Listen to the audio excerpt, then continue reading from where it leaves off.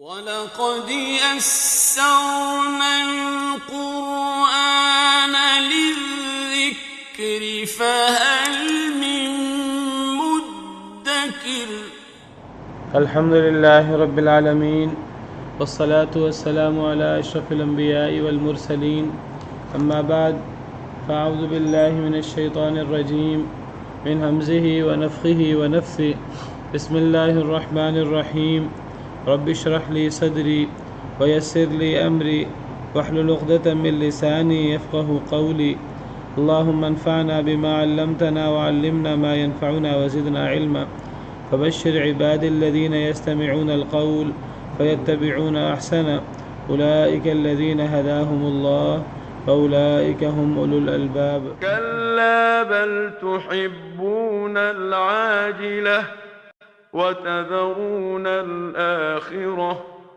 وجوه يومئذ ناظرة إلى ربها ناظرة ووجوه يومئذ باسرة تظن أن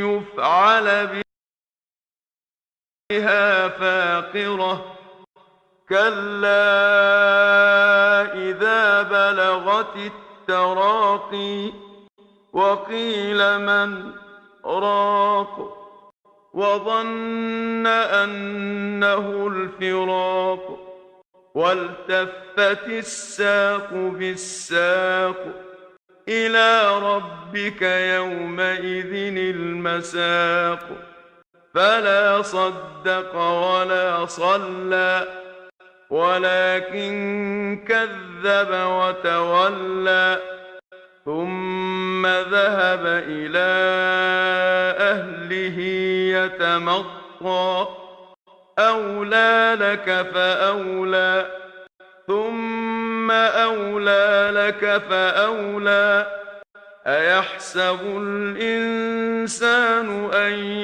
يترك سدى ألم يك نطفة من مني يمنى ثم كان علقة فخلق فسوى فجعل منه الزوجين الذكر والأنثى أليس ذلك بقادر على أن يحيي الموتى أعوذ بالله من الشيطان الرجيم بسم الله الرحمن الرحيم كلا بل تحبون العاجلة وتذرون الآخرة ہرگز نہیں بل تحبون العاجلة بلکہ تم محبت کرتے ہو العاجلہ جلد آنے والی زندگی سے العاجلہ آخرت کے مقابلے میں دنیا کو عاجلہ کہا جاتا ہے کیونکہ آخرت کا مطلب بعد میں آنے والی اور عاجلہ کا مطلب جلد آنے والی جو موجود زندگی ہے یعنی دنیا ہرگز نہیں بلکہ تم دنیا سے محبت رکھتے ہو مطلب یہ ہے کہ اس صورت کے شروع سے جو اس صورت کا موضوع چل رہا ہے وہ مرنے کے بعد کی زندگی ہے اسی پر اللہ تعالیٰ نے قسم اٹھائی ہے اور اسی کو اللہ رب العالمین نے دلائل سے واضح فرمایا ہے اور پھر اللہ تعالیٰ نے فرمایا کہ جو کوئی آخرت کو مانتا ہے یا جو نہیں مانتا دونوں صورتوں میں آخرت تو واقع ہو کر رہے گی نظریں پتھرا جائیں گی اور اعمال پیش ہوں گے قیامت کے دن اور اس وقت پھر ہر شخص جو ہے وہ اپنے نفس پر خود ہی بصیرت رکھنے والا ہوگا ہر شخص پر اس کے اعضاء خود ہی گواہی دیں گے دنیا میں چاہے جتنے مرضی عذر پیش کرتا ہو تو یہ جو آخرت کا انکار ہے اس کی بنیادی وجہ کیا ہے اس کی بنیادی وجہ یہ نہیں ہے کہ یہ دلائل کے ساتھ مطمئن ہے کہ آخرت نہیں ہے یہ دل سے ایسا سمجھتے ہیں کہ آخرت نہیں ہے ایسی بات نہیں ہے بلکہ آخرت کا انکار کیوں کرتے ہیں صرف دنیا کی محبت میں دنیا کے اندر لگے ہوئے ہیں ان کو پتہ ہے اگر ہم نے آخرت کو ماننے کا اقرار کیا تو ہمیں دنیا کی نعمتیں ان پہ کنٹرول کرنا پڑے گا،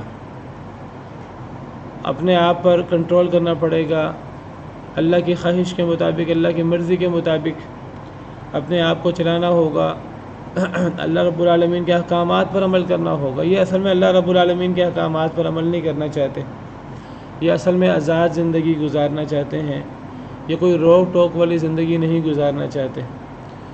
تو بلکہ معاملہ یہ ہے کہ آخرت کا انکار تو ایسے ہی ہے، اللہ کی قدرتوں کا انکار تو ایسے ہی ہے، سب کو پتہ ہے اللہ ہر چیز پہ قادر ہے، اللہ مرنے کے بعد زندہ کرنے پر قادر ہے۔ صحیح بات یہ ہے کہ تم دنیا سے محبت کرتے ہو، وَتَذَرُونَ الْآخِرَةَ، اور تم آخرت چھوڑ دیتے ہو، تم کہتے ہو کہ آخرت ابھی دور ہے، اب دور ہے، اب پتہ نہیں آنی ہے کہ نہیں آنی۔ میں اس آخرت کی وجہ سے اپنے اوپر کوئی روک ٹوک، کوئی کنٹرول، کوئی پابندی برداشت نہیں کر سکتا۔ میں اپنی دنیا اچھی ہو جائے، دنیا کے اندر عیش و عشرت کر لیں، تو تمہارے نزدیک دنیا کی اہمیت ہے، تم آخرت کو چھوڑ بیٹھے ہو اور تمہیں پتہ نہیں کہ آخرت کتنی بڑی چیز ہے۔ قد افلح من تزکا وذکر اسم ربہ فصلی بل تؤثرون الحیاۃ الدنیا والآخرۃ خیر وابقی۔ اللہ نے اس بات کو قرآن کریم میں جگہ جگہ بیان کیا ہے۔ وہ شخص کامیاب ہو گیا جس نے اپنے نفس کو پاک کیا، وذکر اسم ربہ فصلی، اپنے رب کے نام کا ذکر کیا، نماز پڑھی۔ بل تؤثرون الحیاۃ الدنیا، تم یہ کام کیوں نہیں کرتے؟ اپنے نفس کو پاک کیوں نہیں کرتے؟ اللہ کو یاد کیوں نہیں کرتے؟ نماز کیوں نہیں پڑھتے؟ یہ اللہ کی پابندیاں، دین کی پابندیاں کیوں اپنے اوپر لاگو نہیں کرتے؟ تم دنیا کو ترجیح دیتے ہو، تم اصل میں آزادی اور ہر قسم کی آزادی چاہتے ہو، کوئی روک ٹوک برداشت نہیں کر سکتے۔ والآخرۃ خیر وابقی، حالانکہ جو آخرت ہے وہ زیادہ بہتر ہے دنیا سے، اور وہ باقی بھی رہنے والی ہے، ہمیشہ ہمیش کے لیے ہے۔ اصل زندگی آخرت ہے، اور آخرت اور دنیا کا ایسے ہے مقابلہ، صحیح حدیث مبارکہ میں آتا ہے جیسے کوئی شخص سمندر میں اپنی انگلی ڈالے تو انگلی ڈال کر دیکھے کہ اس کی انگلی کے ساتھ کتنا پانی لگا ہے، تو یہ دنیا اور آخرت کی مثال ہے۔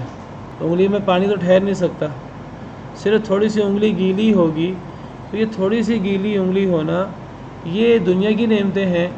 چاہے ایک انسان دنیا کے اندر 1000 سال کی زندگی گزار لے، چاہے ایک انسان دنیا کے اندر اربوں خربوں کا مالک ہو جائے، کہ دنیا کی ساری نعمتیں یہ انگلی سے لگے پانی کی طرح ہیں۔ پانی ٹھہرا نہیں ہوا، کوئی قطرے نہیں ہیں، 3-4 1-2 قطرے بھی نہیں ہیں، صرف تھوڑا سا پانی لگا ہوا ہے انگلی کے ساتھ۔ اور بعض علماء کہتے ہیں کہ انگلی کے ساتھ پانی لگنے کی مثال اس لیے دی کہ وہ پانی فوراً خشک بھی ہو جاتا ہے، وہ ختم بھی ہو جاتا ہے۔ ایک ہے کتنا تھوڑا کوانٹٹی میں آخرت کے مقابلے میں، مقابلہ ہی کوئی نہیں ہے، پھر وہ چلا بھی جاتا ہے، اور سمندر کا پانی تو کبھی بھی خشک نہیں ہوتا۔ تو یہ دنیا اور آخرت کی مثال ہے۔ لیکن ایک انسان وہ کہتا ہے جو چیز جلدی آ رہی ہے، جلدی فائدہ بس میں حاصل کر لوں، آخرت جب آئے گی تو دیکھی جائے گی، جب آئے گی تو پھر کسی سے برداشت نہیں ہوگی، اور پھر کسی سے وہ عذاب اللہ کا برداشت نہیں ہوگا۔ اللہ فرماتے ہیں فما اصبرهم علی النار، آگ پر ان کا کتنا صبر ہے۔ اگر یہ آگ پر اتنا صبر کر سکتے ہیں تو دنیا کے اندر تھوڑا سا صبر کر کے دکھائیں۔ یہ آگ پہ صبر نہیں کر سکتے، بس یہ آخرت چونکہ لیٹ ہے تو شیطان نے ان کو امیدوں میں مبتلا کر رکھا ہے، دھوکے میں مبتلا کر رکھا ہے۔ فرمایا آخرت کے دن کیا ہوگا، وجوہ یومئذ ناظرہ، کچھ چہرے اس دن تر و تازہ ہوں گے، بڑے چمک رہے ہوں گے، یہ اہل جنت کے چہرے ہوں گے۔ اللہ تعالی ہمیں ان لوگوں میں شامل فرمائے جنہوں نے دنیا کے اندر آخرت کی پرواہ کی ہوگی، اور دنیا کو آخرت کی کامیابی کے لیے دنیا کے اندر زندگی گزاری ہوگی، دنیا کے اندر انہیں فکر ہوگی، اپنے رب کو راضی کرنا ہے، ڈر ڈر کر زندگی گزارتے رہے، تو چہرے اس دن تر و تازہ ہوں گے، چمک رہے ہوں گے، رونق والے ہوں گے۔ الی ربها ناظرہ، اپنے رب کو دیکھ رہے ہوں گے۔ تو قیامت کے دن اللہ رب العالمین کو دیکھنا یہ حق ہے، اور یہ اہل سنت والجماعت کا عقیدہ ہے، جو قرآن و سنت کے بہت سارے دلائل سے ثابت ہے۔ دنیا کے اندر اللہ کو دیکھنا جاگتی آنکھوں سے، اپنی آنکھوں سے جاگتے ہوئے اللہ کو دیکھنا یہ ممکن نہیں ہے۔ کسی ولی کے لیے، کسی نبی کے لیے یہ بھی ممکن نہیں ہے۔ اگر یہ ممکن ہوتا تو اللہ کے جلیل القدر پیغمبر سیدنا موسیٰ علیہ السلام کے لیے ہو جاتا، لیکن اللہ نے قرآن میں مثال پیش کی ہے کہ حضرت موسیٰ علیہ السلام کو اللہ نے فرمایا لن ترانی، اے موسیٰ تم مجھے ہرگز نہیں دیکھ سکتے۔ اب ہمارے ہاں عجیب افراط و تفریط ہے، ہمارے ہاں کچھ لوگ ہیں دلائل ہیں نہیں، وہ نبی کریم صلی اللہ علیہ وسلم کی ذات میں غلو کرتے ہوئے کہتے ہیں کہ نبی کریم صلی اللہ علیہ وسلم نے اللہ کو دیکھا ہے جاگتے ہوئے، ان آنکھوں سے اللہ کو دیکھا ہے، حالانکہ دنیا میں اللہ کو دیکھنا ممکن نہیں ہے۔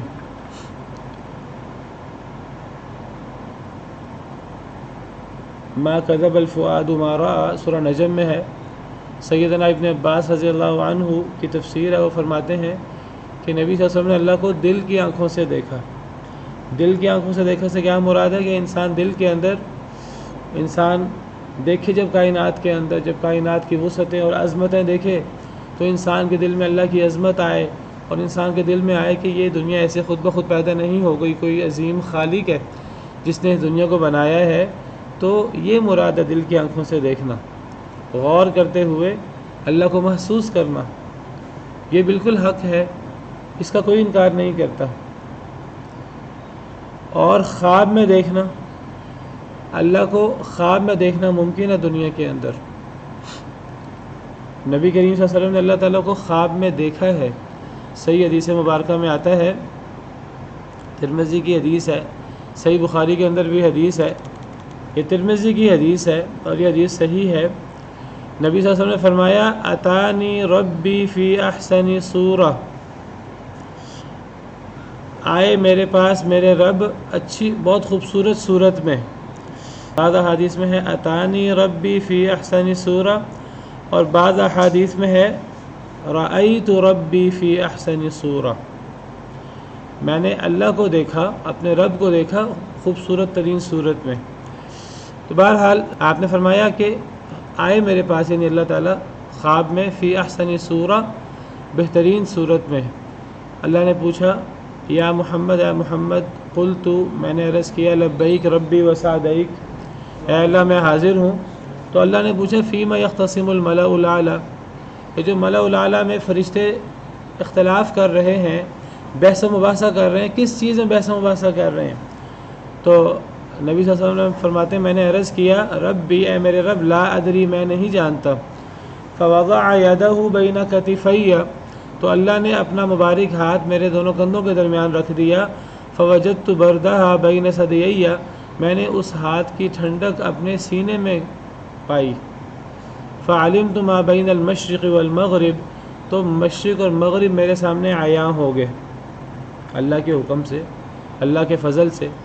پھر اللہ نے پوچھا یا محمد، اے محمد، فقلت، میں نے عرض کیا لبیک ربی وسعدیک، اے اللہ میں حاضر ہوں۔ اللہ نے پوچھا فیما یختصم الملأ الاعلیٰ، اب بتاؤ، اب تمہیں پتہ لگ گیا ہے کہ ملأ الاعلیٰ میں فرشتے کس بات میں بحث و مباحثہ کر رہے ہیں؟ قلت، میں نے عرض کیا جی ہاں، فی الدرجات والکفارات، فرشتے درجات میں، کفارات میں بحث و مباحثہ کر رہے ہیں۔ اور فی نقل الاقدام الی الجماعات، اور باجماعت نماز پڑھنے کے لیے پیدل چل کے جانا، اس کے بارے میں فرشتے بحث و مباحثہ کر رہے ہیں۔ وَإِسْبَاغِ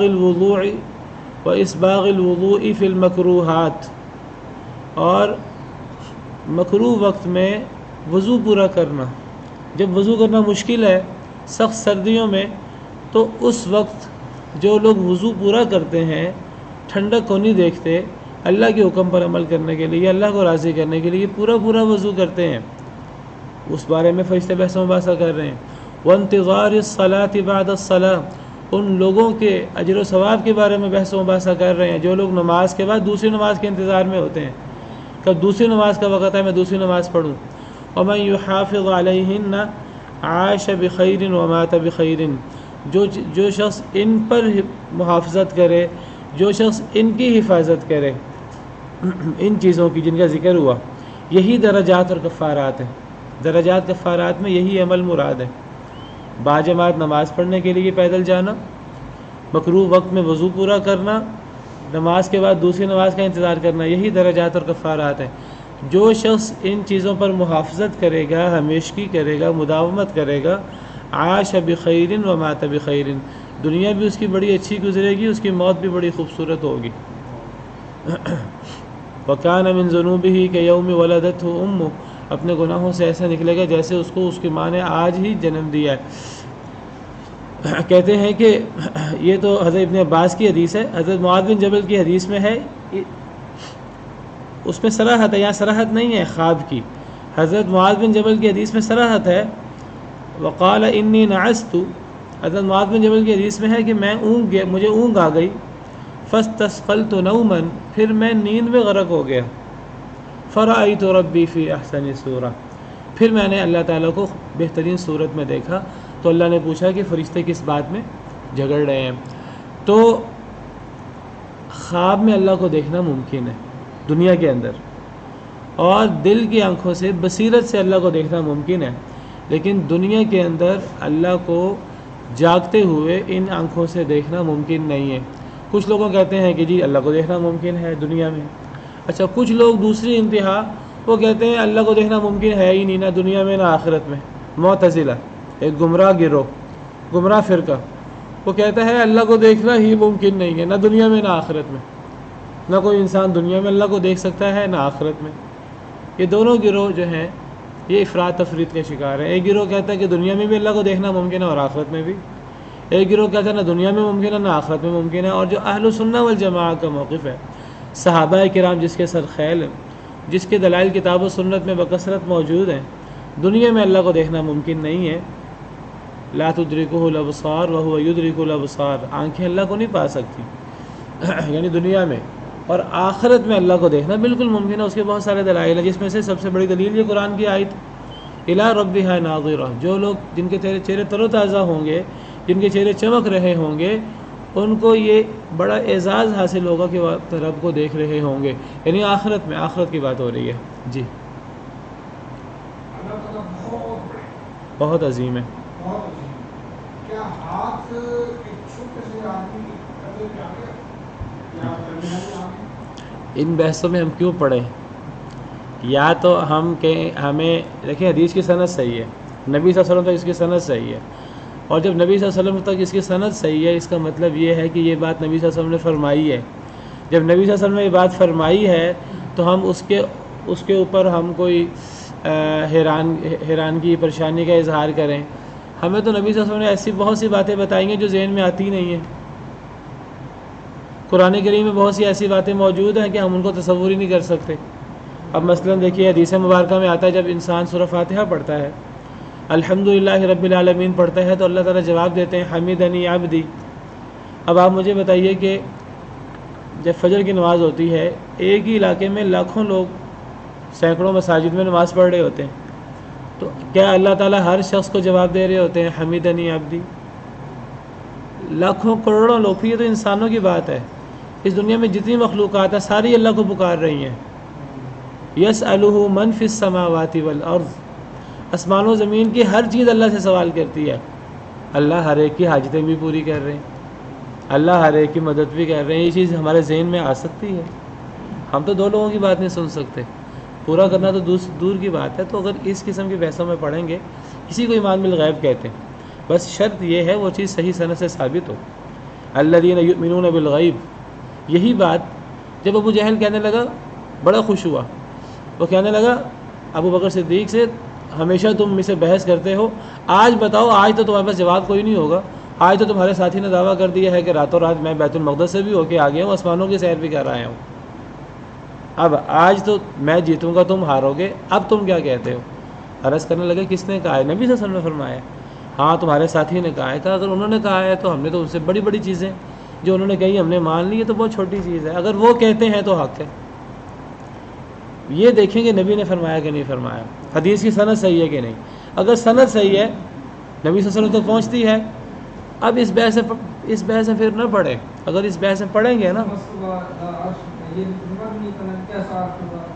دیکھیں جتنا بیان کر دیا نا اللہ تعالیٰ نے، اتنا جتنا اللہ نے بیان کر دیا، اب ان بحثوں میں پڑ جائیں کہ جی اللہ عرش پہ مستوی ہے، کیسے مستوی ہے، عرش اللہ کی مخلوق ہے، عرش اللہ کی مخلوق ہے بالکل، تو کیا عرش اللہ کو اپنے اوپر اٹھا لیتا ہے؟ کیا عرش اللہ کا احاطہ کر لیتا ہے؟ جب عرش نہیں ہوتا تھا تو اللہ کہاں ہوتے تھے؟ لوگ اس قسم کے سوالات پیدا کرنا شروع کر دیتے ہیں۔ بھائی ہم اس قسم کے سوالات پیدا کرنے لگیں تو کیا اللہ کے بارے میں ہمارا ذہن اتنا ہے کہ ہمارا ذہن اللہ کے بارے میں پورا احاطہ کر لے؟ احاطہ کر ہی نہیں سکتا، ادراک کر ہی نہیں سکتا۔ اللہ کی چھوٹی چھوٹی مخلوقات ہیں، اللہ کے سورج اور چاند، ہم سورج چاند کا احاطہ نہیں کر سکتے، ہم ایک سائڈ سے دیکھ رہے ہیں ان کو، اور کتنا محدود ہمارا علم ہے، کتنا محدود ہمارا علم ہے سورج اور چاند کے بارے میں۔ ابھی تو سورج اور چاند کے بارے میں مکمل، سورج چاند چھوڑیں، اپنی زمین کے بارے میں ہم مکمل نہیں جانتے۔ اپنی زمین میں جو اللہ کی بڑی بڑی قدرتیں ہیں ان کا شاید ابھی کتنے % حصہ ابھی تک ہماری نظروں سے اوجھل ہے۔ زمین کے اندر کیا ہے، اس کی تفصیلات کیا ہیں، سمندر کے اندر کیا ہے، ابھی ہمیں سمندر کی مخلوقات کا نہیں پتہ، دنیا کے اندر مخلوقات کیا ہیں ہمیں ان کا نہیں پتہ، اور ہم لگے ہیں سورج اور چاند کی بات کرتے ہوئے اجرام فلکی کتنے بڑے ہیں، اور پھر ہم ان سب کو پیدا کرنے والے رب کے بارے میں بحث و مباحثہ کر رہے ہوتے ہیں لا علمی میں، اور یہ سب سے بڑا جرم ہے شرک کے بعد، شرک کے برابر جرم ہے۔ وَأَن تَقُولُوا عَلَى اللَّهِ مَا لَا تَعْلَمُونَ، تم اللہ کے بارے میں وہ بات کہو جو تم جانتے نہیں۔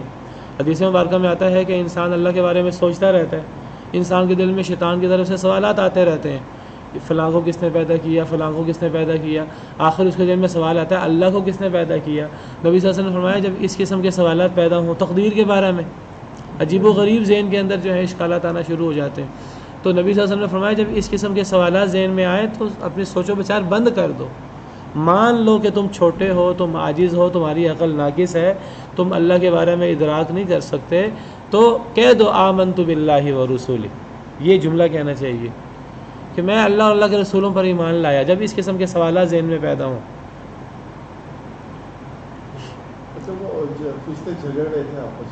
بحث مباحثہ کر رہے تھے کہ کون سا اجر زیادہ ہے، کس کا اجر زیادہ ہے، یعنی کتنا بڑا اجر ہے اس کا، فرشتے اپنے بحث مباحثہ کر رہے تھے۔ یہ جو 3 عمل ذکر ہوئے بہت عظیم عمل ہے، 3 اعمال، ایک عمل کہ نماز کے لیے جانا، جماعت کا ذکر ہے، باجماعت نماز کے لیے مسجد جانا، گھر میں کئی لوگ نماز پڑھ لیتے ہیں مرد حضرات، اور دوسرا عمل مشکل وقت میں عبادت کرنا، یعنی مکروہ وقت میں وضو پورا کرنا سردیوں میں، اور آج کل اس کی مثال آپ لیں کہ گرمیوں کے روزے رکھنا، گرمیوں کے روزے رکھنا یہ اسی جیسی چیز ہے۔ تو ایک بندہ اللہ کو راضی کرنے کے لیے جب ایک بندہ عزم کرتا ہے، اس کے عزم کے سامنے پھر پہاڑ بھی چھوٹی چیز رہ جاتی۔ جب ایک مومن عزم کرتا ہے میں نے اپنے رب کو راضی کرنا ہے تو پھر چیزیں آسان ہو جاتی ہیں۔ ہاں اگر ایک بندے کا عزم نہیں، اصل چیز عزم ہے، آپ کو بتاؤ اصل ایمان عزم کا نام ہے۔ اگر عزم ہو مومن کا عزم، اس کے سامنے تو دنیا کی کوئی حیثیت نہیں ہے اگر عزم ہو کسی کا تو۔ اور ہمارا عزم کتنا ہلکا ہے، چھوٹی سی چیز آتی ہے ہم ڈگمگا جاتے ہیں۔ تھوڑا سا مسئلہ ہے کہ جی لوگ مولوی کہہ دیں گے، ہم سے برداشت نہیں ہوتا۔ بندہ یہ سوچے کہ بھئی اللہ کا حکم ہے، اللہ کے نبی صلی اللہ علیہ وسلم کی سنت ہے، لوگ کہتے ہیں تو کہتے رہے، کیا فرق پڑتا ہے۔ لیکن عزم، ایک بندہ عزم کرتا ہے اس کے سامنے کوئی چیز پھر بھاری نہیں ہوتی۔ تو مشکل وقت میں وضو پورا کرنا، روزے رکھنا۔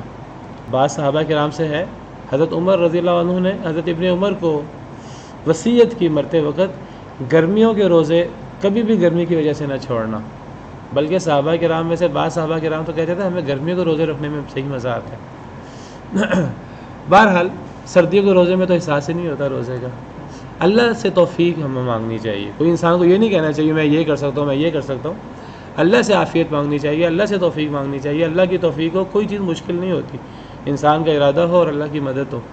اور جو تیسری چیز ذکر ہوئی وہ تیسری چیز کیا ذکر ہوئی؟ ایک نماز کے بعد دوسری نماز کا انتظار کرنا، اس کو رباط کہتے ہیں، رباط۔ اور رباط کا اجر تو بہت زیادہ ہے، حدیث مبارکہ میں رباط کا اجر یعنی 60 سال کی عبادت سے زیادہ بہتر ہے رباط۔ اور رباط ایک تو پہرے داری کو کہتے ہیں، میدان جنگ میں انسان سرحدوں پر پہرے داری کرے، یہ بھی رباط ہے۔ اور رباط میں یہ بھی شامل ہے کہ ایک انسان ایک نیکی کے بعد دوسری نیکی میں لگ جائے، دوسری نیکی کے انتظار میں لگ جائے۔ ایک نماز پڑھی ہے تو دوبارہ کب وقت آئے گا میں اللہ کے سامنے جھکوں، اللہ کے سامنے سجدہ کروں۔ انسان کا ذہن ہر وقت اللہ رب العالمین کے ساتھ لگا ہو، جس کو اللہ کا ذکر کہتے ہیں۔ تو میں نے شاید ذکر کیا تھا، اس میں مختلف جگہ کلاسیں ہوتی ہیں، یاد نہیں رہتا کون سی چیز کہاں ذکر کی تھی۔ رباط یہی ہے نا، اور وہ جو حدیث ہم نے پڑھی ہے ابھی میں نے آپ کے سامنے پیش کی ہے، اس میں یہی تو ذکر ہے، نماز کے بعد دوسری نماز کا انتظار کرنا، اور اس کو رباط کہتے ہیں، اس کا حدیث میں ذکر ہے۔ رباط کا ایک معنی پہرے داری ہے میدان جنگ میں، اور رباط کا ایک معنی ایک عبادت کے بعد دوسری عبادت کا انتظار۔ یہ بہت عظیم عمل ہے، اصل میں اللہ کی یاد بنیاد آپ سمجھ لیجئے، یہ سب سے عظیم عمل ہے۔ اللہ کا ذکر حدیث مبارکہ میں ہے کہ یہ سب سے پاکیزہ عمل ہے، اعمال یعنی وزن کے اعتبار سے سب سے بھاری عمل ہے، میزان میں سب سے بلند عمل ہے۔ یہ سونے چاندی کو صدقہ کرنے سے زیادہ افضل عمل ہے ذکر اللہ کا، اور یہ جہاد سے بھی افضل ہے۔ یہ تم دشمن کے ساتھ تم لڑائی کرو اور اس لڑائی کے اندر جو ہے وہ تم ان کی گردنیں اتارو، وہ تمہاری گردنیں اتارے، تو یہ جو رباط ہے، یہ جو ذکر ہے اللہ تعالیٰ کا، یہ جہاد سے بھی افضل ہو جاتا ہے، عام جہاد سے یہ افضل ہو جاتا ہے۔ صحابہ کرام نے عرض کیا یہ کون سا ایسا عمل ہے؟ آپ نے فرمایا اللہ کا ذکر۔ تو اللہ کی یاد، انسان ہر وقت اللہ کا مراقبہ، ان اللہ کان علیکم رقیبا، اللہ تمہاری نگرانی کر رہے ہیں۔ انسان کے ذہن میں یہ چیز ہو تو انسان گناہ نہیں کر سکتا، گناہ ہو جائے بشری تقاضے کے تحت ہو جاتا ہے، تو انسان پھر اس وقت تک اسے چین نہیں آتا جب تک وہ اللہ سے توبہ نہ کر لے۔ صحابہ کرام چین نہیں آتا تھا ان کو، انہوں نے قتل ہونا منظور کر لیا، لیکن انہوں نے نبی صلی اللہ علیہ وسلم کے سامنے آ کر اعتراف کیا کہ ہم سے یہ گناہ ہوا ہے، ہمیں پاک کریں، آپ جب تک ہمیں پاک نہیں کریں گے ہمیں چین نہیں آئے گا۔ تو یہ جو مراقبہ اور یہ جو رباط ہے اور یہ جو ایک عبادت کے بعد دوسری عبادت کا انتظار ہے، یہ بڑے عظیم اعمال ہے۔ اچھا، بہرحال بات ہو رہی تھی اللہ رب العالمین کو دیکھنے کی، تو اہل سنہ والجماعت کا عقیدہ ہے، صحابہ کرام کا، تابعین کا، ائمہ اربعہ کا، سب کا عقیدہ یہ ہے کہ دنیا میں اللہ کو نہیں دیکھا جا سکتا، اور آخرت میں اللہ کو بالکل دیکھا جائے گا۔ قرآن کریم کی یہ آیت ہے، اور قرآن کریم کی اور آیتیں بھی ہیں۔ سورہ مطففین میں ہے کلا بل ران علی قلوبہم ما کانوا یکسبون کلا انہم عن ربہم یومئذ لمحجوبون۔ کفار کے بارے میں ہے کہ ان کے دلوں پہ زنگ لگ چکا ہے ان کے اعمال کی وجہ سے، اور پھر اللہ فرماتے ہیں کہ جو ایسے لوگ ہیں جن کے دلوں پر زنگ لگ چکا ہے، کلا انہم عن ربہم یومئذ لمحجوبون، یہ قیامت کے دن اپنے رب سے حجاب میں ہوں گے۔ کیا پتہ لگا کہ جو نیک لوگ ہیں جن کے دلوں میں زنگ نہیں لگا، جن کے دل پر نور ہیں اور اللہ کی محبت سے سرشار ہیں، ایمان کے ساتھ منور ہیں جن کے دل، تو وہ اپنے رب سے حجاب میں نہیں ہوں گے، اپنے رب کو دیکھ رہے ہوں گے۔ اور حدیث مبارکہ میں ہے کہ تم اپنے رب کو، صحیح بخاری وغیرہ کی حدیث ہے کہ تم اپنے رب کو ایسے دیکھو گے، بعض احادیث میں جیسے تم سورج کو دیکھتے ہو اور بادل نہیں ہے، اور بعض احادیث میں جیسے تم 14ویں کے چاند کو دیکھتے ہو، ایسے تم اللہ کو دیکھو گے قیامت کے دن۔ تو انسان کے لیے قیامت کے دن، مومن جو ہے وہ قیامت کے دن اللہ کو دیکھے گا، اور اپنے اعمال کے مطابق جس کا عمل جتنا زیادہ ہوگا وہ اتنا زیادہ اللہ کو دیکھ سکے گا۔ اور یہ بات یاد رکھیے، یہ قیامت کے دن کی جنت کی نعمتوں کی سب سے بڑی نعمت ہے۔ جنت کی سب نعمتیں، اللہ رب العالمین کی رضا کسی کو حاصل ہو جائے تو جنت کی سب نعمتیں اس سے کم تر ہیں، جنت کی جتنی نعمتیں ہیں۔ دیکھیے قرآن کریم میں اللہ تعالیٰ فرماتے ہیں، اللہ نے جنت کا اور جنت کی نعمتوں کا ذکر کیا ہے، سورہ توبہ آیت نمبر 72، اللہ فرماتے ہیں اللہ نے مومن مردوں اور عورتوں سے باغات کا وعدہ کر رکھا ہے جنت کا، جس کے نیچے سے نہریں بہتی ہیں، جن میں وہ ہمیشہ ہمیشہ رہیں گے، اور مساکن طیبۃ، بڑے پاکیزہ گھر ہوں گے ہمیشگی کی جنت میں۔ یہ جنت کی نعمتیں ہیں۔ فرمایا ورضوان من اللہ اکبر، اللہ کی رضا ان سب نعمتوں سے بڑی چیز ہے، اللہ راضی ہو جائیں، اور یہ اصل کامیابی ہے۔ یہ دنیا کی کامیابی ہے تو کوئی حیثیت نہیں رکھتی اس کے مقابلے میں، اور جو اللہ کا دیدار ہے یہ اس سے بھی بڑی نعمت ہے۔ اللہ کا دیدار صرف اسے حاصل ہوگا جس سے اللہ راضی ہوں گے۔ رضی اللہ عنہم ورضوا عنہ، اللہ تعالیٰ فرماتے ہیں کہ جو نبی صلی اللہ علیہ وسلم کے ساتھی ہیں، پہلو پہل ایمان لانے والے، اللہ ان سے راضی، وہ اللہ سے راضی، اور اللہ ان لوگوں سے بھی راضی جو ان صحابہ کرام کے نقش قدم پر چلتا ہے، جس کو تابعین کہتے ہیں۔ السابقون الاولون من المہاجرین والانصار والذین اتبعوہم باحسان رضی اللہ عنہم ورضوا عنہ، سبقت لے جانے والے، پہلو پہل شروع کے لوگ، مہاجرین ہو یا انصار ہو، صحابہ جو ہمارے سر کا تاج ہے، ہم ان کی محبت ہمارے ذہنوں میں ہے۔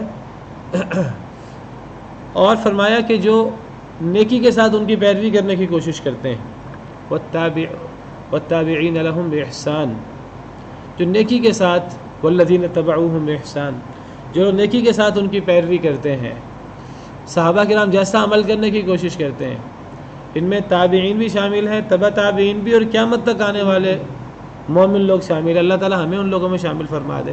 اللہ فرماتے ہیں رضی اللہ عنہم ورضوا عنہ، اللہ ان سے راضی، وہ اللہ سے راضی، اللہ ان سے راضی ہو جاتے ہیں، پھر اللہ انہیں راضی بھی کر دیتے ہیں۔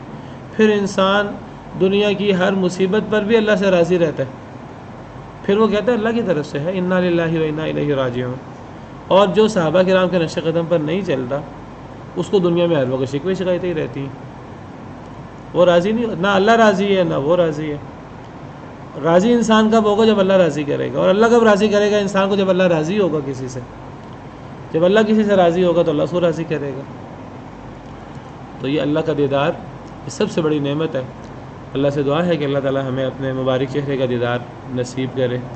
تو صحیح عقیدہ، دنیا میں اللہ کو دیکھنا ممکن نہیں ہے، اور آخرت میں مومن لوگ اللہ کو دیکھیں گے جن کے چہرے تر و تازہ ہوں گے۔ فرمایا وَوُجُوهٌ يَوْمَئِذٍ بَاسِرَةٌ، کچھ چہرے اس دن اداس ہوں گے، منہ بسورے ہوں گے، پریشان ہوں گے، بد رونق ہوں گے۔ یہ کافروں کے چہرے ہیں۔ قرآن کریم سے پتہ لگتا ہے کچھ چہرے قیامت کے دن سفید ہوں گے، روشن چمکتے ہوئے، کچھ چہرے پھٹکار سے بھرے ہوئے سیاہ۔ یوم تبیض وجوہ وتسود وجوہ، قیامت کے دن کچھ چہرے سفید ہوں گے، کچھ چہرے سیاہ ہوں گے۔ سیاہ چہرے کافروں کے ہوں گے، فَأَمَّا الَّذِينَ اسْوَدَّتْ وُجُوهُهُمْ أَكَفَرْتُمْ بَعْدَ إِيمَانِكُمْ، جن کے چہرے سیاہ ہوں گے ان سے کہا جائے گا کیا تم نے ایمان کے بعد کفر کیا؟ فَذُوقُوا الْعَذَابَ بِمَا كُنْتُمْ تَكْفُرُونَ، اب اپنے کفر کا بدلہ، اب اس کا عذاب چکھو۔ تو فرمایا کچھ چہرے اس دن بد رونق ہوں گے، پریشان ہوں گے، پھٹکار پڑی ہوگی ان پر۔ یہ وہ لوگ ہیں جنہوں نے آخرت کی تیاری نہیں کی دنیا کے اندر۔ یہ وہ لوگ ہیں جو آزادی چاہتے تھے، ہر قسم کی آزادی۔ آج ایک بڑا خوبصورت نعرہ ہے کہ جی ہم آزاد پیدا ہوئے ہیں، ہم پہ کون پابندی لگا سکتا ہے۔ اس معنی میں تو یہ نعرہ ٹھیک ہے، اس معنی میں کہ کسی انسان کو بلا وجہ کوئی بندہ پابند نہ کرے، اور کوئی شخص کسی انسان کو بلا وجہ قید نہ کرے، کوئی شخص کسی انسان کو بلا وجہ اپنا غلام نہ بنا لے۔ روک ٹوک بلا وجہ کی وہ غلط ہے، لیکن اس کا مطلب یہ لے لینا کہ انسان آزاد ہے، انسان پہ کوئی پابندی ہو ہی نہیں سکتی۔ بھئی انسان دنیا کے معاملے میں آزاد نہیں ہے۔ دنیا کے اندر انسان کہیں جاب کرتا ہے، کسی ادارے میں جاتا ہے، وہاں کے قانون و ضوابط کا، ٹرمز اینڈ کنڈیشن کا پابند ہوتا ہے۔ تو اللہ کی عبادت اور ایمان کا تقاضا یہ ہے کہ انسان پابند ہے اللہ رب العالمین کے احکام کے سامنے، اور انسان پابند کیوں نہ ہو جب ان کی انسان مخلوق ہے اللہ کی۔ اللہ نے پیدا کیا ہے انسان کو، جب اللہ نے انسان کو پیدا کیا ہے تو اللہ نے کسی مقصد کے لیے انسان کو پیدا کیا ہے۔ انسان پابند ہے اللہ رب العالمین کے سامنے۔ ایک مسلمان یہ نہیں کہہ سکتا میں آزاد ہوں، میں جو چاہوں کروں۔ ایک مسلمان تو کہے گا کہ میرا سر اللہ رب العالمین کے سامنے جھکا ہے، میری نکیل اللہ رب العالمین کے ہاتھ میں ہے، جہاں مرضی لے جائیں۔ اذ قال له ربه اسلم، حضرت ابراہیم علیہ السلام کو اللہ نے فرمایا اے ابراہیم سر جھکا لے اپنا۔ قال اسلمت لرب العالمین، کہنے لگے میں نے رب العالمین کے سامنے سر جھکا لیا۔ تو ایک مسلمان کبھی نہیں کہہ سکتا کہ میں آزاد ہوں۔ دنیا کے اندر وہ پابندی کے ساتھ زندگی گزارتا ہے اللہ کو راضی کرنے کے لیے، اور پھر وہ قیامت کے دن اس کا چہرہ تر و تازہ ہوتا ہے، اللہ رب العالمین کے دیدار سے وہ مشرف ہوگا۔ لیکن وہ لوگ جو دنیا کے اندر پابندیوں سے ہٹ کر بڑی عیش و عشرت میں خوش و خرم روک ٹوک کے بغیر زندگی گزارتے رہے، ایسے لوگوں کے چہرے قیامت کے دن بد رونق ہوں گے۔ تظن ان يفعل بها فاقرہ، انہیں یقین ہو جائے گا قیامت کے دن، دنیا میں تو وہ مانتی ہی نہیں ہے، انہیں یقین ہو جائے گا۔ یہاں زن یقین کے معنی میں، جب بھی زن کے بعد لفظ ان آئے یا ان آئے تو وہ زن یقین کے معنی میں ہوتا ہے۔ وہ یقین کر لیں گے وہ چہرے ان يفعل بها فاقرہ، یہ کہ کیا جانے والا ہے ان کے ساتھ بہت بڑا معاملہ۔ انہیں یقین ہو جائے گا کہ اب تو ہماری شامت آئی کہ آئی، اب ہماری نجات نہیں ہو سکتی۔ انہیں قیامت کے دن جیسے ہی وہ قبروں سے نکلیں گے انہیں اس بات کا یقین ہو جائے گا، بلکہ قیامت کے دن قبروں سے نکلنا تو بعد کی بات ہے، دور کی بات ہے۔ جیسے دنیا کے اندر موت آئے گی، جوتے پڑیں گے فرشتوں کی طرف سے، نیک لوگوں کی موت بھی بڑی اچھی ہوتی ہے اور برے لوگوں کی موت بھی بڑی بری ہوتی ہے۔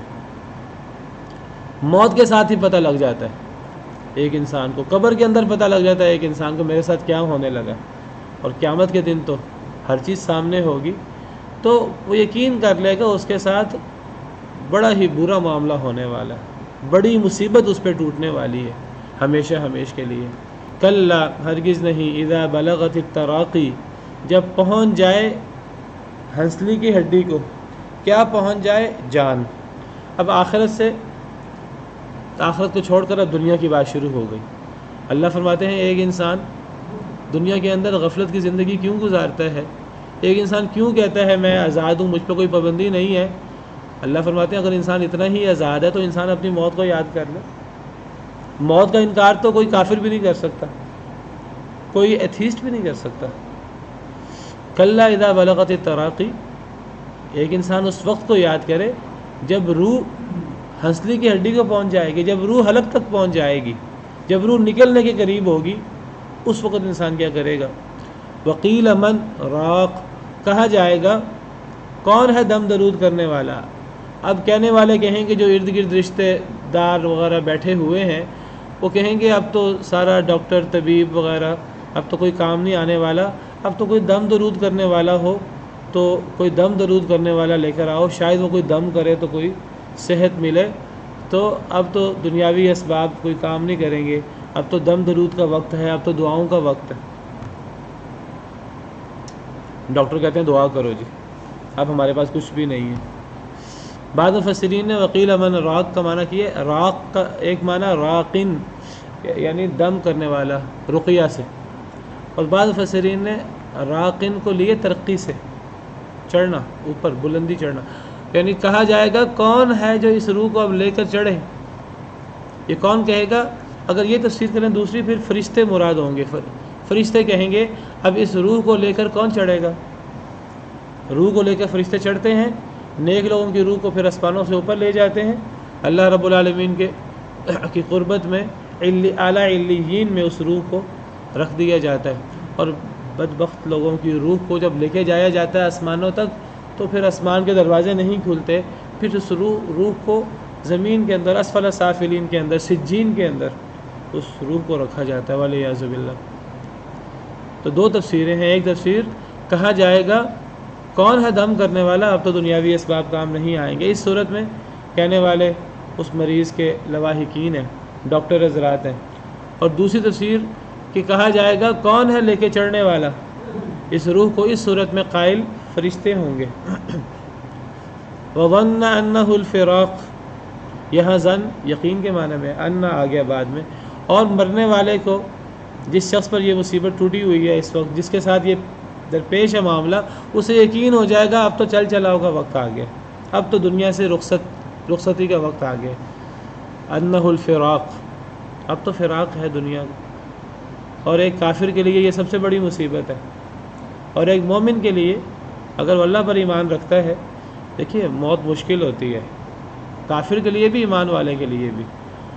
حضرت عائشہ نے فرمایا میرا خیال یہ تھا کہ ایمان والوں کے لیے موت کی تکلیف نہیں ہوتی، خاص طور پہ نبیوں کے لیے، نیک لوگوں کے لیے، لیکن کہتے ہیں جب میں نے نبی صلی اللہ علیہ وسلم کو مرض الموت میں تکلیف میں دیکھا تو مجھے یقین ہو گیا کہ نیک لوگوں کو بھی موت کی تکلیف ہوتی ہے۔ لیکن اس تکلیف کے باوجود مومن شخص اللہ سے ملاقات کا متمنی ہوتا ہے، اللہ سے ملاقات کا مشتاق ہوتا ہے، اور حدیث مبارکہ میں ہے کہ جو شخص اللہ سے ملاقات کی تمنا کرتا ہے، اللہ سے ملاقات کا شوق رکھتا ہے، اللہ بھی اس سے ملاقات کا شوق رکھتے ہیں، اور جو بندہ اللہ سے ملاقات ناپسند کرتا ہے اللہ بھی اس سے ملاقات کو ناپسند کرتے ہیں۔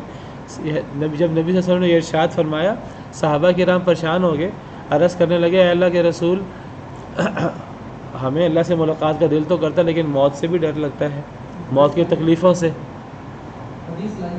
حدیث مبارکہ جی صحیح بخاری کی حدیث ہے، سیدنا عبادہ بن صامت راوی ہیں، نبی صلی اللہ علیہ وسلم نے فرمایا من احب لقاء اللہ احب اللہ لقاءہ، جو اللہ سے ملاقات کرنا پسند کرتا ہے، اللہ سے ملاقات سے مراد موت ہے، مرنے کے بعد ہی اللہ سے ملاقات ہو سکتی، تو اللہ بھی اس سے ملاقات کو پسند کرتے ہیں۔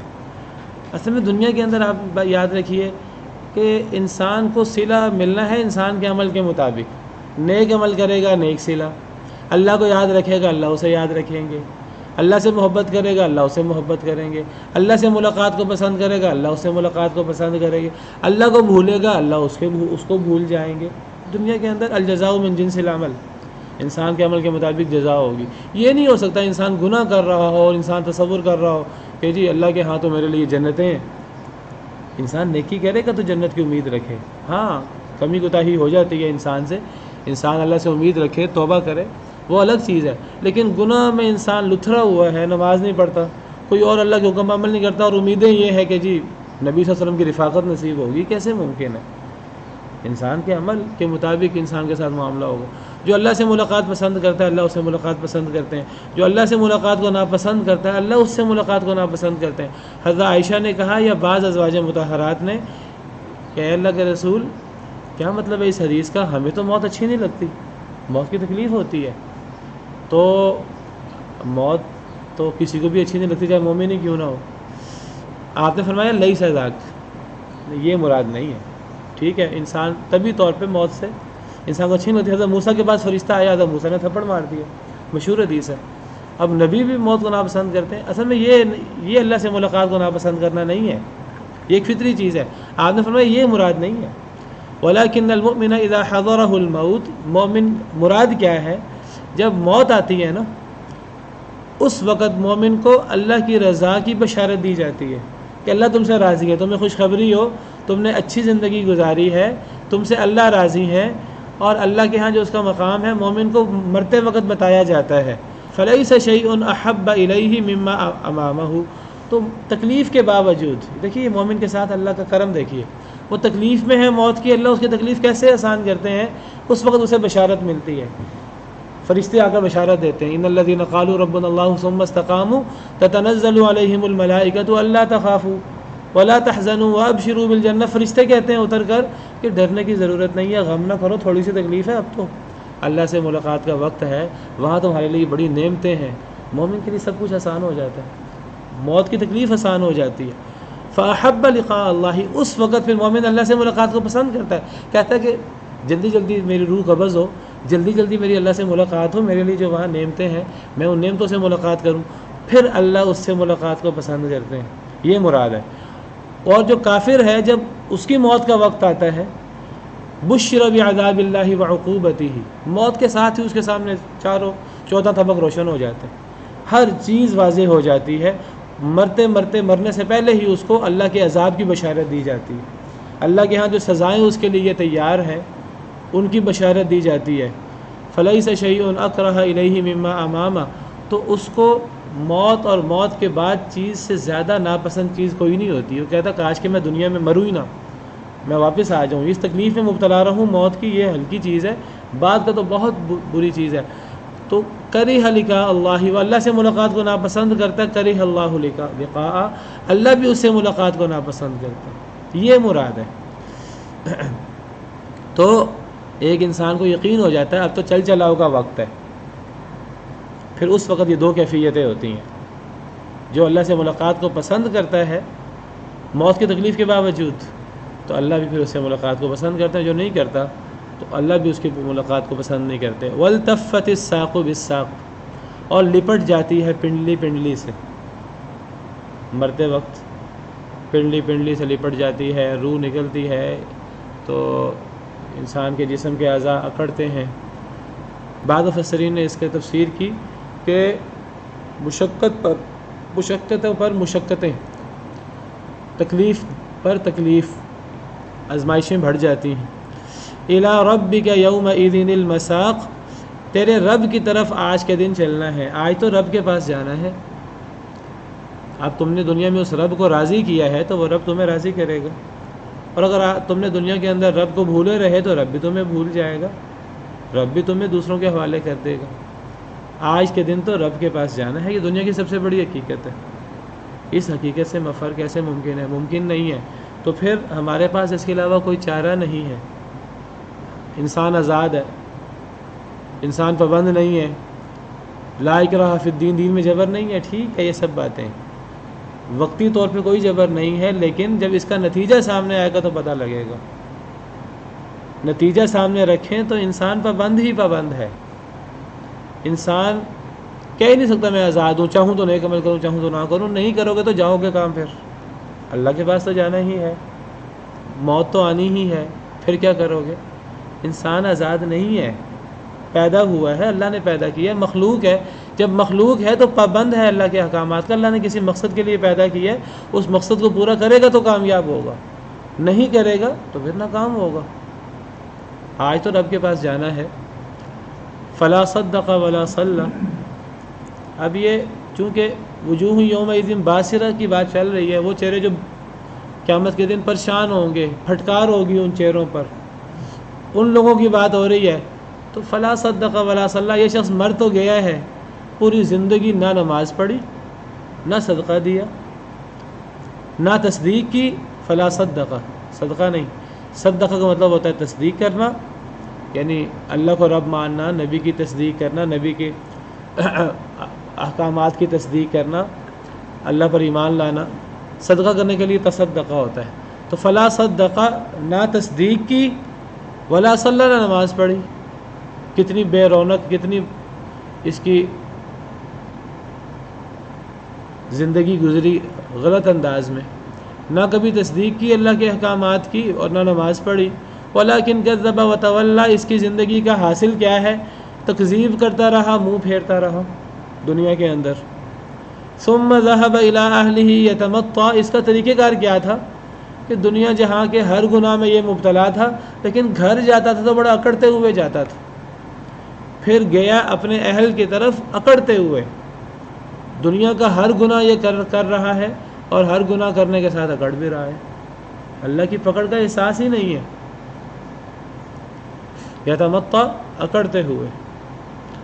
اولا لک فاولا، ہلاکت ہے تیرے لیے بس ہلاکت ہے، مرتے وقت اسے کہا جائے گا تیرے لیے ہلاکت ہے، تیرے لیے ہلاکت ہے۔ ثم اولا لک فاولا، پھر تیرے لیے ہلاکت ہے، پھر تیرے لیے ہلاکت ہے۔ تو نے دنیا آخرت دونوں تباہ کر لی ہے اپنی، تھوڑے سے وقتی فائدے کے لیے، تھوڑے سے وقتی فائدے کے لیے، جو پانی کے بلبلے کی طرح ہے، کوئی پتہ نہیں کب ختم ہو جائے۔ اس تھوڑے سے فائدے کے لیے تم نے اپنی پوری دائمی زندگی برباد کر لی، تو نے اپنے رب کو ناراض کر دیا۔ ہلاکت ہے تیرے لیے، اصل میں اولا کا مطلب ہوتا ہے قریب ہے تیرے لیے، محذوف ہے، قریب ہے تیرے لیے ہلاکت۔ تو اس کا بامحاورہ مطلب ہے کہ تیرے لیے ہلاکت ہے، بس تیرے لیے ہلاکت ہے۔ پھر افسوس ہے تجھ پر، پھر افسوس ہے، افسوس ہے تجھ پر، افسوس ہے، افسوس ہے، ہلاکت ہے، یہی ترجمہ اکثر کیا جاتا ہے۔ ایحسب الانسان ان یترک سدی، کیا انسان گمان کرتا ہے کہ اسے فضول چھوڑ دیا جائے گا، اسے یوں ہی چھوڑ دیا جائے گا۔ اس پوری صورت کا موضوع آخرت ہے، انسان آخرت کی تیاری کرے۔ کیا انسان دنیا کے اندر گناہ کرتا ہے اور گناہ پہ گناہ کیے جا رہا ہے، بھئی گناہ ہو گیا ہے، انسان توبہ کر لے، وہ گناہ پہ گناہ کیے جا رہا ہے۔ اللہ فرماتے ہیں وہ آخرت کا انکار کر رہا ہے۔ اللہ فرماتے ہیں کہ کیا انسان یہ گمان کرتا ہے کہ بس جب مر جائے گا تو چھٹی؟ نہیں، یہ اللہ نے اس لیے تو انسان کو پیدا نہیں کیا۔ افحسبتم انما خلقناکم عبثا، کیا تم گمان کرتے ہو ہم نے تمہیں عبث فضول پیدا کیا ہے، کوئی مقصد نہیں ہے تمہاری پیدائش کا۔ وَأَنَّكُمْ إِلَيْنَا لَا تُرْجَعُونَ، تم ہماری طرف نہیں لوٹو گے، کیا تم یہ گمان کرتے ہو؟ أَيَحْسَبُ الْإِنسَانُ أَن يُتْرَكَ سُدًى، کیا انسان گمان کرتا ہے کہ یہ کہ چھوڑ دیا جائے گا بے سود، فضول چھوڑ دیا جائے گا، مرنے کے بعد کوئی زندگی نہیں ہے، کوئی حساب کتاب نہیں ہے، کوئی ثواب عقاب نہیں ہے؟ یہ سوال ہے، سوال کے اندر انکار ہے ان لوگوں کے لیے جو مرنے کے بعد کی زندگی کے منکر ہیں، کفار مکہ۔ کیا انسان گمان کرتا ہے کہ اسے فضول چھوڑ دیا جائے گا مرنے کے بعد؟ علم یکن نطفۃ من منی یمنا، کیا نہیں تھا وہ، یعنی وہ انسان، نطفہ من منی، منی کا، یمنا جو ٹپکایا جاتا ہے رحم مادر میں، کیا انسان نطفہ نہیں تھا پہلے، اتنا حقیر تھا؟ ثم کان علقۃ، پھر وہ علقہ بن گیا، جمع ہوا خون بن گیا، فخلق، پھر اللہ نے پیدا کیا اس کو دنیا کے اندر۔ اللہ نے پھر اس پہلے انسان جو ہے نطفہ ہوتا ہے، پھر علقہ بن جاتا ہے، پھر مضغہ، فسوا، پھر اللہ نے ٹھیک ٹھاک کیا، ہر چیز جو ہے اللہ نے ٹھیک ٹھاک بنائی، متناسب بنائی۔ فجعل منہ الزوجین الذکر والانثی، پس بنا دیا اس سے، اس نطفے سے دو جوڑے، یا مذکر یا مؤنث، کوئی ایک بنا دیا، یا مذکر بنا دیا انسان کو یا مؤنث بنا دیا۔ یہ سارا کام اللہ نے کیا ہے، اللہ نے یہ سارا کام ایسے ہی کر دیا ہے۔ اور در حقیقت اس ساری بات کے اندر آخرت کا اس بات بھی ہے، یہ ایک دلیل ہے بعث بعد الموت کی۔ اصل میں کفار کہتے تھے کہ مرنے کے بعد زندگی نہیں ہے، اور دلیل کیا پیش کرتے تھے؟ کہتے تھے جب ہم مر جائیں گے، مٹی میں مل جائیں گے، تو ہمیں زندہ کون کرے گا؟ اللہ کی قدرت پر اعتراض کرتے تھے، اور اللہ نے اس صورت میں واضح کیا در حقیقت اللہ کی قدرت پر اعتراض انہیں بھی نہیں تھا، وہ بھی اللہ کو جو ہے وہ سمجھتے تھے کہ اللہ جو چاہے کرتا ہے، فعال لما یرید۔ انکار کیوں کرتے تھے؟ کلا بل تحبون العاجلہ، صرف دنیا کی محبت میں، اصل میں پابندی نہیں چاہتے تھے اپنے اوپر، دنیا میں اصل میں آخرت چاہیے، اس کے لیے دنیا کے اندر نمازیں پڑھنی ہوں گی، روزے رکھنے ہوں گے، کنٹرول کرنا ہوگا، وہ کنٹرول نہیں چاہتے تھے اپنے اوپر۔ پتہ ان کو بھی تھا، جب فرعون کو ہر بات کا پتہ ہے، اور فرعون کے ساتھیوں کو پتہ تھا حضرت موسیٰ حق پر ہے لیکن مانا نہیں، ظلم اور تکبر کرتے ہوئے، یہی کام مشرکین مکہ کا تھا، یہی کام آج کے کفار کا ہے۔ بھئی جب ہمارے سامنے اللہ رب العالمین کی اتنی عظمتیں واضح ہو چکی ہیں، عیاں ہو چکی ہیں، اب تو تحقیق بھی بہت زیادہ ہو چکی ہے، اب تو کتنے مزید اللہ کی قدرتیں عیاں ہوئی ہیں جو پہلے عیاں نہیں تھیں۔ یہ سورج اور چاند کے اندر اللہ کی اتنی قدرتیں ہیں کہ انسان اللہ کی عظمتوں سے انکار کر کیسے سکتا ہے؟ انسان کہہ کیسے سکتا ہے کہ اللہ مجھے پیدا نہیں کر سکتے؟ بھئی جس اللہ نے پہلی دفعہ پیدا کیا دوبارہ پیدا نہیں کر سکتا۔ اصل میں انسان دلائل پیش کرتا ہے، جی مرنے کے بعد زندگی نہیں ہے، اللہ نے واضح کر دیا ہے کہ بل الانسان علی نفسہ بصیرہ ولو القی معاذیرہ۔ انسان جتنے مرضی دلائل پیش کرے، انسان کو اندر سے پتہ ہوتا ہے کہ صحیح کیا ہے، غلط کیا ہے۔ تو اللہ تعالیٰ بعث بعد الموت کے دلائل بیان کر رہے ہیں۔ تم کہتے ہو اللہ مرنے کے بعد زندہ نہیں کر سکتا، جو اللہ نطفے سے تمہیں علقہ بنا دے، علقہ سے مضغہ بنا دے، مضغہ سے انسان ایک جیتا جاگتا دنیا کے اندر آ جاتا ہے، مر جاتا ہے، وہ اللہ تعالیٰ اس انسان کو مرنے کے بعد دوبارہ زندہ نہیں کر سکتا۔ الیس ذلک بقادر، کیا نہیں ہے یہ ذات، یہ اللہ رب العالمین، بقادر، قادر، علی ان یحیی الموتى، کہ مردوں کو زندہ کرے؟ جو اللہ تمہیں پہلی دفعہ پیدا کر سکتا ہے، مختلف مراحل سے تمہیں گزار سکتا ہے، یہ ساری تخلیق در تخلیق ہے۔ نطفہ سے علقہ یہ نئی تخلیق ہے، علقہ سے مضغہ نئی تخلیق ہے، مضغہ سے پھر ہڈیاں اور پھر انسان پورا پیدا ہوتا ہے، یہ نئی تخلیق ہے۔ پھر پیدا ہوتا ہے، بچہ ہوتا ہے، بچپن سے بڑا ہوتا رہتا ہے، یہ ہر لمحے نئی تخلیق ہو رہی ہے۔ اللہ نے اس کو قرآن کریم میں نئی تخلیق سے تعبیر کیا ہے. ثم خلقنا النطفة علقة فخلقنا العلقة مضغة فخلقنا المضغة عظاما. یہ ساری تخلیق در تخلیق ہے. اور آج سائنس کہتی ہے کہ انسان کے جسم میں ہر وقت کتنے خلیے مر رہے ہوتے ہیں اور کتنے خلیے پیدا ہو رہے ہوتے ہیں ہر وقت. یہ ہر وقت نئی تخلیق ہو رہی ہے ہمارے اندر, اور اسی کا ایک مرحلہ موت ہے اور اسی کا ایک مرحلہ آخرت ہے.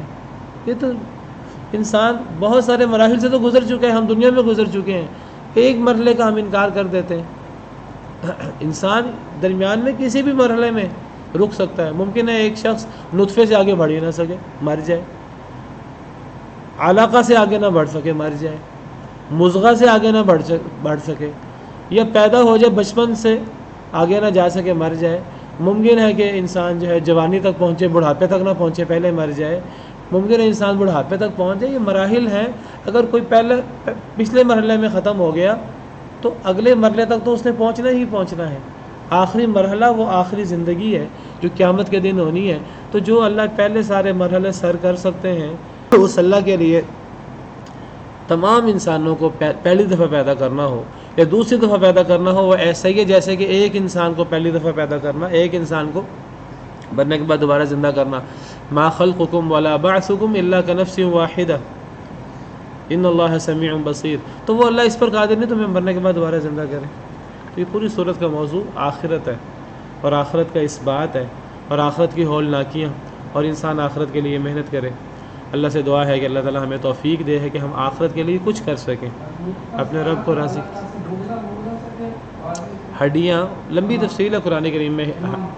عظاماً, پھر ہڈیوں کے اوپر گوشت, پھر اس کے بعد ایک پورا انسان بن جاتا ہے ماں کے پیٹ میں, پھر وہ پیدا ہوتا ہے, پھر اگلے مرحلے ہیں بچپن سے, پھر انسان بڑا ہوتا رہتا ہے. یہ سب مراحل ہیں انسان کی زندگی کے, اور ان مراحل میں سے ایک مرحلہ موت اور زندگی ہے, دوبارہ زندگی ہے. یہ کوئی نئی چیز نہیں ہے, یہ ان مراحل میں سے ایک مرحلہ ہے. جب اتنے مرحلے انسان نے سر کر لیے ہیں تو یہ دو مرحلے سر نہیں کر سکے گا. اللہ کے لیے کوئی مشکل نہیں ہے. جو بندہ اللہ کو مانتا ہے اسے بھی قیامت کے دن پیش ہونا ہے, جو نہیں مانتا قیامت کے دن اسے بھی حاضر ہونا ہے. یہ تو ایک پل صراط ہے جس سے ہر شخص نے گزرنا ہی گزرنا ہے. وَإِن مِّنكُمْ إِلَّا وَارِدُهَا, ہر شخص نے اس سے گزر کر رہنا ہے, انکار کرے یا انکار نہ کرے, پل صراط سے گزر کر رہنا ہے. جو نہیں مانتے وہ کٹ کر گر جائیں گے جہنم میں, اور جو مانتے ہیں اور دنیا کے اندر تیاری کرتے رہے وہ اس پل صراط سے انشاءاللہ آگے جنت میں چلے جائیں گے. اللہ سے دعا ہے کہ اللہ تعالی ہمیں دنیا کے اندر آخرت کو یاد رکھنے کی توفیق عطا فرمائے. وآخر دعوانا الحمدللہ رب العالمین. سبحان ربک رب العزت عما یصفون وسلام علی المرسلین والحمدللہ رب العالمین. في رحمه تحلو الحياة شوقا